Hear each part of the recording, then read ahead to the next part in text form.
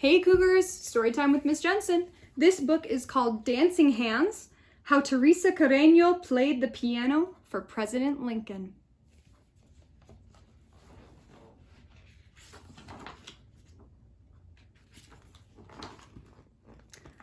When Teresa was a little girl in Venezuela, Mama sang lullabies while Papa showed Teresita how to let her happy hands dance across all the beautiful dark and light keys on a piano.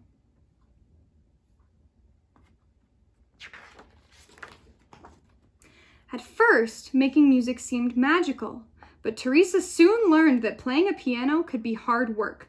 Sometimes she had to struggle to make the stubborn music behave as she practiced gentle songs that sounded like colorful birds singing in the dark and light branches of a shade-dappled mango tree, and powerful songs that roared like prowling jaguars beside towering waterfalls in a mysterious green jungle.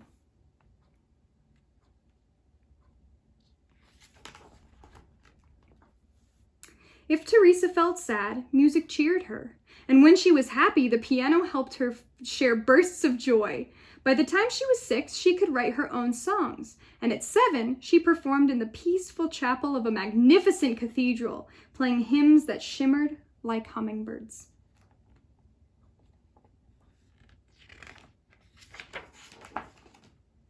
Music was Teresita's delight, but suddenly, when she was 8, a war changed everything.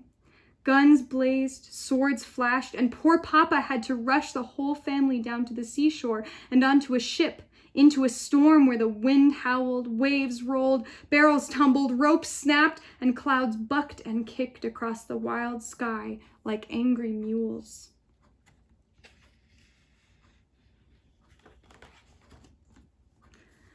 By the time the ship arrived in New York, Teresa felt lost.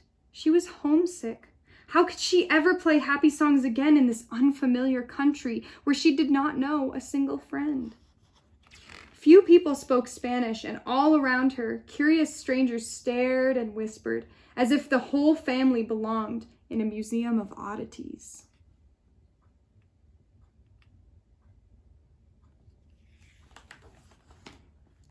Worst of all, there was fighting here too.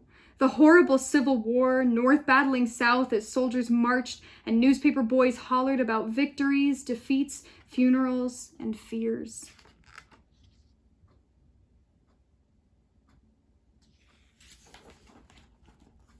Without a new piano, Teresa would have felt even more lonely. But soon she discovered that wherever one is, some people are friendly, drawn together by songs. Musicians came to her home, playing along while they listened to the dazzling notes of her dancing hands. Determined to improve, Teresa practiced graceful waltzes and sonatas, booming symphonies, and lively folk songs, her strong hands accepting the challenges of life's many dark and light moods. People began to call her the piano girl. Her picture was in the newspaper and on posters advertising concerts where she performed with great orchestras that invited her to play solos. Teresa triumphed in enormous theaters where children clapped and cheered while their parents stood up and tossed roses.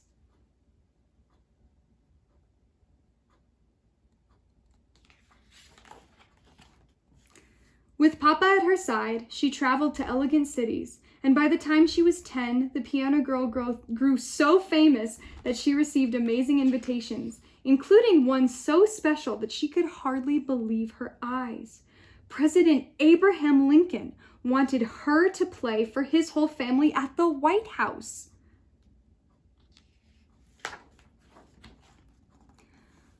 But the country was still at war. So Teresa arrived in Washington, D.C. at a time when freed slaves were signing up to be soldiers. The injured moaned and nurses groaned from the sheer weariness of caring for so many fevers and wounds.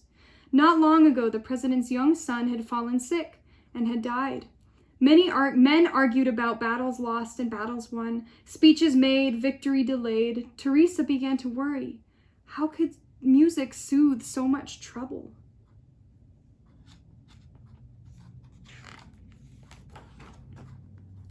Poor Abraham Lincoln. Teresa hoped she could entertain the president, his grieving wife, and their 2 surviving sons. Her fingers might stumble, the rhythms emerging too slow or too fast.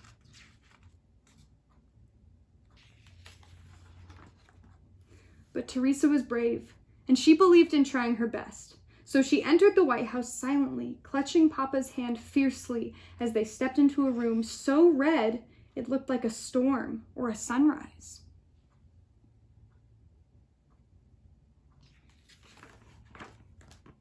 Teresa remembered how it felt to be a homeless refugee and how lonely she had been surrounded by strangers, some of them rude and others kind.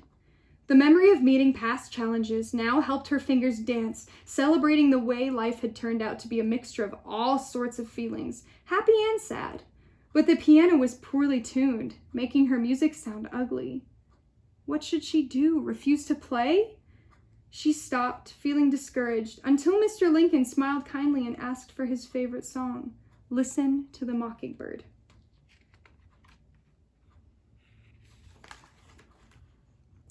Teresa knew she could play this lively piece even on an imperfect piano, so her fingers leaped all across the glorious dark and light keys, improvising the way mockingbirds do, the melody changing as she went along. Music swirled, twirled, and soared on wings of sound. The president listened quietly to notes that rose, swayed, rippled, and dipped like a bird in the blue sky above a green forest.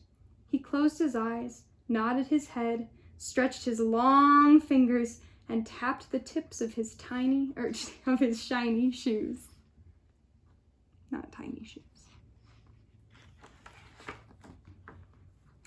When the joyful song ended, Abe Lincoln stood up and clapped, smiling at the piano girl, who smiled too, because she knew that her music had brought comfort to a grieving family, at least for one brief, wonderful evening of dancing hands.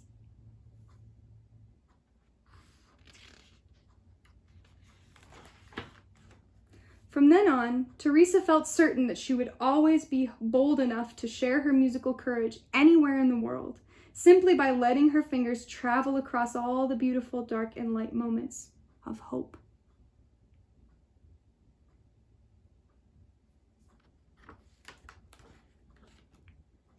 This last page, boys and girls, is a historical note all about this story because it is based on a true story.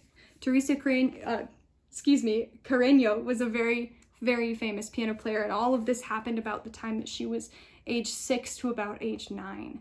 So if you want to do a little bit of extension on this story, feel free to search a little bit more about her and experience her story. Thank you guys so much, and I'll see you in the next one.